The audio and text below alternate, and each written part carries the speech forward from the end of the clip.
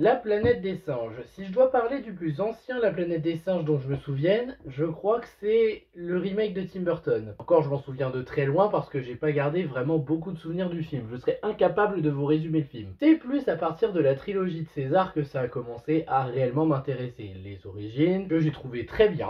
Vraiment, même si pour moi c'est le moins bon des trois, mais c'est mon avis personnel. L'affrontement qui est mon préféré, j'adore la dualité, la dichotomie entre Koba et César. L'un qui a été élevé par les humains, l'autre qui a été torturé par des humains. Et Suprématie qui était une excellente conclusion pour César. Personnellement j'avais beaucoup aimé les trois films et je me disais, bah la boucle est bouclée. Matt Reeves en a fait 2 sur 3, voilà c'est fini, il n'y a plus besoin de continuer. Et c'est là que Disney avec le rachat de Century Fox s'est dit, hey, ça serait bien qu'on reprenne les opus de La planète des singes où ça se passerait après, juste pour se faire de l'oseille. Oui, c'est la mentalité que j'avais, je n'y croyais pas. Même avec la bande-annonce, je me suis dit, ouais, visuellement c'est pas mal, mais je me méfie avec Disney et l'amour de l'argent, surtout vu leur situation en déficit. Je suis quand même content de m'être planté sur mon préavis sur ce film. J'ai pas détesté, je m'attendais à ne pas aimer, à me dire, oh, les espoirs, moi j'y crois pas. Et au final, c'est bon, c'est pas excellent, ça vaut pas l'un des trois pour moi, mais c'est bon. Mais parlons d'abord de l'histoire du film. Nous suivons Noah de la tribu des aigles. Il cherche à faire ses preuves, notamment auprès de son père qui est le maître des oiseaux du village, mais malheureusement pour lui, la tribu se fait attaquer par une autre tribu de singes qui revendique le nom de César pour faire ce qu'ils font. Noah va alors se lancer dans une quête de vengeance et de récupérer sa tribu pour la ramener chez eux, mais pour cela il va rencontrer une humaine avec qui il va devoir faire équipe. En gros c'est l'histoire du film globalement résumée sans spoil. Donc comme je l'ai dit, je m'attendais à détester le film, ou du moins à me dire ouais bon ça va, vous voulez surfer sur le succès pour vous faire de l'argent Disney, on a tous vu ça venir. Et en vrai j'ai apprécié ce Planète des singes. Mais réellement ce Planète des singes a des vraies qualités. Wes Ball en termes de metteur en scène, il a réellement évolué ici. Après pour moi il avait fait le meilleur des trois labyrinthes. Il y a du bon travail, il y a des bonnes idées, il y a du bon développement de personnages, mais est-ce que le film est sans reproche? Eh bien non, il y a des choses que je reprocherai au film, dont des choses je pense qui vont pas plaire. Et rappelez-vous que même si j'essaye d'être objectif, il y a toujours une part de subjectivité, comme dans toutes les critiques du monde en fait. Dans les défauts, je commencerai par parler des motivations de l'antagoniste. Quand on nous vend l'antagoniste, le fameux Proximus, l'empereur de ces singes, de cette communauté de singes qui se battent contre les autres singes sans pitié avec des bâtons électriques, tu te dis waouh, ça a l'air hyper intéressant. Surtout qu'ils se battent au nom de César. Ils le disent en attaquant la tribu de Noah pour César. Et quand tu te souviens de César, le grand César qu'on a connu dans les précédents là, de la planète des singes, la promesse de base a l'air hyper intéressante. Ça a l'air génial, il a l'air d'être un bon antagoniste, pour au final être un empereur qui convoite juste 2-3 trucs et qui a besoin de main d'œuvre pour atteindre ce truc. J'essaye de vous le dire sans spoiler, mais honnêtement, quand j'ai vu le pourquoi il veut réellement faire tout ça, là, engager des singes, capturer des tribus, je me suis dit, oh non, vous aviez vendu une promesse de base tellement géniale, là vous êtes arrivé à un truc un peu lambda, surtout que ça me fait m'interroger aussi sur certains points du genre, il y a vraiment que comme ça qu'il peut avoir ce qu'il veut. Il s'est pas dit qu'en explorant avec ses éclaireurs plus loin, vraiment plus loin, il pourrait aussi trouver ce qu'il veut. Vous allez pas me faire croire que tout ce qui concerne ce qu'il veut a été détruit. Hein. Ah franchement je n'y croirais pas. Mais bon, tout ça pour ça, moi je trouve ça un peu triste, parce que vraiment la promesse de base avec lui ça avait l'air énorme, et au final on ne retient que ses vraies motivations, et là ça marche moins. Autre défaut que je citerai du film, l'introduction. Avant de m'engueuler, enfin si vous avez les couilles de m'engueuler, laissez-moi m'expliquer. Quand je critique l'introduction, c'est pas dans le sens où elle est mauvaise, au contraire, c'est un bel hommage envers César pour démarrer le film. Mais César, en fait, quand il réfléchit, si je devais le revoir une seconde fois, je me dis, en fait, il n'y a pas de réel lien avec le César qu'on a connu. Donc, est-ce que cette introduction était réellement nécessaire, même en tant qu'hommage? Est-ce que ça sert réellement le film et son propos? Moyen, hein. Bon, peut-être envers un ou deux personnages, mais honnêtement, c'est un petit peu bizarre. Je mets l'introduction un peu dans le négatif, mais ça, c'est plus dû au second visionnage. La première fois que j'ai vu l'intro, je me suis dit, oh, bel hommage, dernière fois, au revoir à César. Surtout quand tu te souviens comment a fini Suprématie. Juste que si je revois le film une deuxième fois, je vais voir cette intro, je me dis, c'est peut-être pas dans le film qu'on aurait dû le mettre. Aussi, une scène qui me fait un peu rire, je sais pas si on l'a vu dans la bande-annonce, mais une scène que je trouve bizarre. Il y a des singes qui sont en train de chercher Nova. Nova, c'est l'humaine, pour ceux qui se demandent. Et en fait, Nova, elle est cachée au milieu des singes, ou du moins un peu éloignée. Elle voit Noah qui l'appelle, et ce qui me fait rire, c'est que les singes n'ont pas repéré Noah, ou du moins ne l'ont pas entendu, avant qu'elle ne sorte de l'herbe et ne crie son nom. Je me demande si c'est pas une légère incohérence dans cette scène, parce que Noah écrit quand même assez fort le nom de Nova, et je me dis, non mais attends, ils sont pas si éloignés que ça non plus, il y en a bien un qui a au moins entendu, ou qui regarde dans la direction et qui voit que Noah est là. Eh ben apparemment non. Non mais la magie du hors-champ, des fois c'est pratique, hein. On a aussi le coup d'Anaya, un ami de Noah, qui prend peur. Je trouve ça intéressant de faire ça. En général, ce genre de scène, c'est pour les faire interagir plus tard de manière plus intéressante, au bon moment en fait. Sauf que là, c'est 2 minutes qu'on servi à rien. Mais en clair, c'est une scène, j'ai besoin de votre aide. L'une dit oui, lui dit non parce qu'il a peur. 2 minutes plus tard, finalement, vous avez besoin de moi. T'as changé d'avis vachement vite quand même, Anaya, hein, je tiens à te le dire. Peut-être trop rapide en termes de résolution. L'émotion, je ne vais pas vous mentir que je n'ai pas été totalement investi, alors que ces trois-là m'avaient réellement investi dans le truc. Le scénario avec le coup du singe qui rencontre une créature étrangère qui se méfie, mais petit à petit ils vont nouer un lien, c'est un peu déjà vu. À la limite, il y a la résolution qui est un petit peu inattendue, mais le scénario en lui-même, c'est du déjà vu. Et enfin, Raka, c'est un bon personnage, je vais en dire beaucoup de bien dans le positif, mais je suis un petit peu attristé pour ce qu'ils en ont fait dans le film. En tout cas, dans ces derniers moments. Bon, sinon, le film s'en sort bien, hein. Là-dessus, je vais pas vous mentir, les effets spéciaux sont superbes, les personnages, en tout cas principaux, sont assez travaillés. Noah, dans son envie de faire ses preuves auprès de son père, de sa tribu, de prouver qu'il est digne de la tribu des aigles. D'ailleurs, le symbolisme est très réussi aussi de ce côté-là, avec le fameux aigle préféré de son père qui essaye de l'accompagner, du moins qui le suit, et il n'est pas digne de lui d'aller sur son bras jusqu'à un certain moment. L'esclavage de son peuple aussi par rapport à l'empereur Proximus, c'est intéressant de suivre ça. La sagesse de César que Raka essaye de lui enseigner, là où à côté, il y a des choses qui sont pour et des choses qui sont contre, mais il y a vraiment des très bonnes idées de symbolisme. Oui, pardon, j'en ai été au personnage. Noah est vraiment très bien développé, c'est un nouveau protagoniste que tu suis qui n'a aucun lien avec César. C'était un gars isolé qui s'est retrouvé dedans sans le vouloir. Son seul but c'est de retrouver sa tribu et de les ramener à la maison.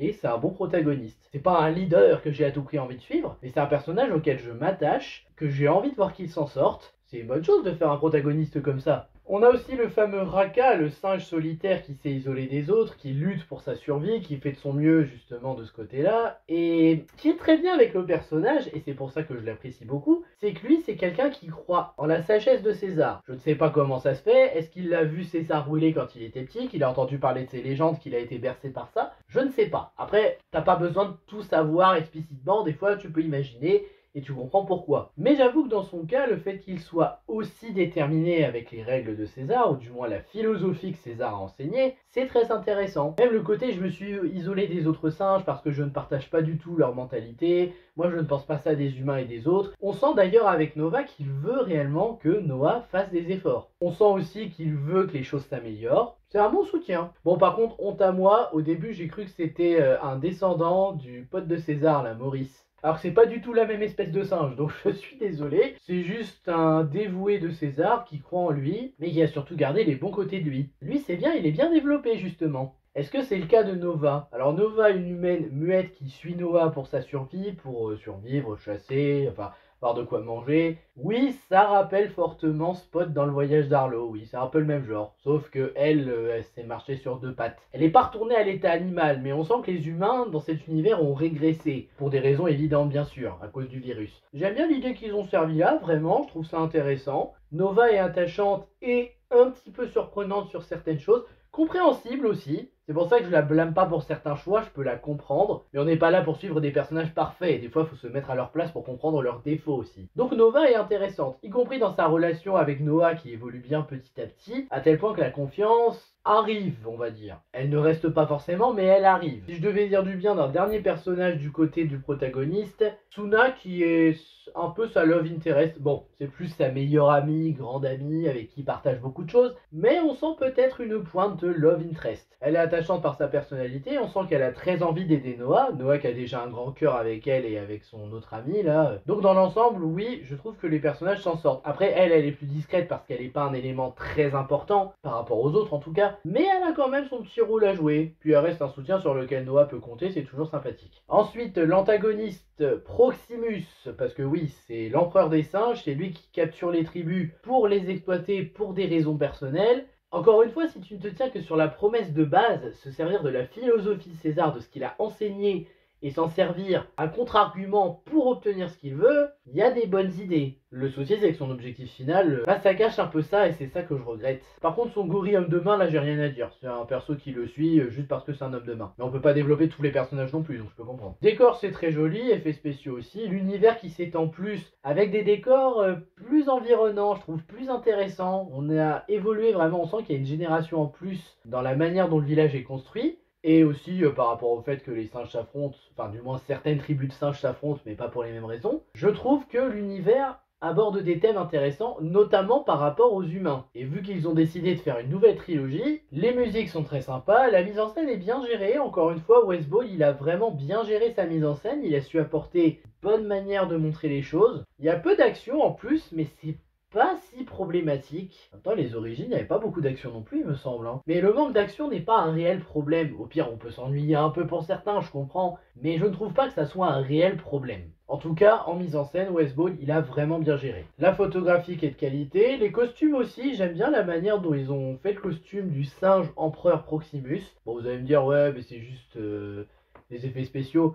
Ouais, mais quand même, je trouve que la tenue qu'il porte, ça le définit assez bien. Le jeu d'acteur qui fonctionne assez bien, même si c'est de la capture motion et que ça va au Andy Serkis qui est le maître dans ce domaine, je dois quand même reconnaître que le jeu d'acteur est très agréable, en termes d'expression, en termes de jeu en lui-même. On sent que la majorité des acteurs et actrices de films se sont investis. Et la fin, tu sens qu'elle tease un petit truc pour une suite, donc tu sens qu'ils ont vraiment envie de faire une trilogie. Et comme il a un très bon démarrage au box-office, il y a de fortes chances qu'on ait la suite. Après, ça reste une bonne fin pour ce que ça propose, et on va dire que ça annonce un petit truc, ou du moins ça laisse présager un petit truc. Partie spoil, je vais pouvoir me déchaîner un petit peu. Alors, partie spoil, je voudrais déjà parler de la mort de Raka. C'est ça en fait que je trouve dommage avec Raka, c'est qu'il y avait des très bonnes idées sur le personnage, sur ce qu'il veut enseigner à Noah et un peu à Nova, sa philosophie proche de celle de César. Il y a réellement de très bonnes idées avec ce personnage. Ce qui est dommage, c'est que Raka se fait tuer au milieu du film. Au moment où Noah a retrouvé les singes et que Raka sauve Nova, singe laisse Raka se noyer en coupant une corde.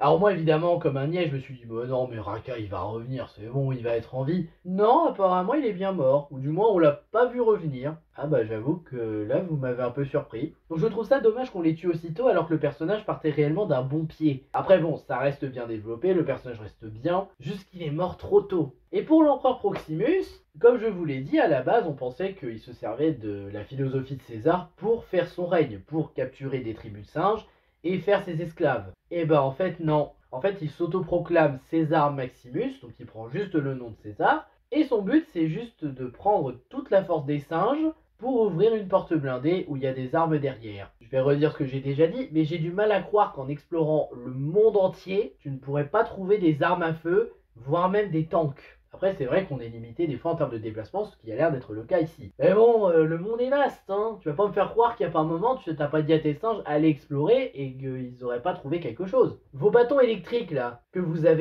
les avez fabriqués ou vous les avez trouvés? Parce que si vous les avez trouvés, c'est-à-dire que vous avez trouvé d'autres armes à feu et d'autres blindés... Ah, c'est peut-être parce que vous avez plus de munitions alors. Ouais, mais c'est un peu débile de camper devant une porte blindée juste pour ça, non? Bref, moi je trouve ça dommage encore une fois que l'antagoniste soit résumé juste à je me sers de la philosophie de César pour avoir des armes à feu, donc plus de pouvoir. Par contre, j'adore la manière dont il meurt. Le fait que Noah et toute la tribu des aigles font leur cri pour lui envoyer les aigles sur la tête et qu'il tombe, belle mort en termes de symbolisme. Voilà, je pense que je n'ai pas grand chose à ajouter. Donc au final, ce nouveau La Planète des Singes, qu'est-ce que j'en ai pensé? J'ai apprécié. Honnêtement, je suis content de m'être trompé. Je pensais réellement que le film allait être un navet ou du moins juste un truc pour dire on surfe sur le succès de la trilogie de César. Et en fait non. Je sais pas si c'est dû à Wes Ball ou au scénariste, mais j'avoue qu'ils ont vraiment réussi à faire ou du moins à créer un premier opus d'une nouvelle trilogie qui donne envie. Moins que la trilogie de César parce que voilà, hein. Mais quand même j'avoue que je suis intéressé. Je serais intéressé de revoir Noah, voir si on va rencontrer des nouvelles tribus, voir où ça peut aller parce qu'il y a vraiment de très bonnes directions, notamment dans la relation humain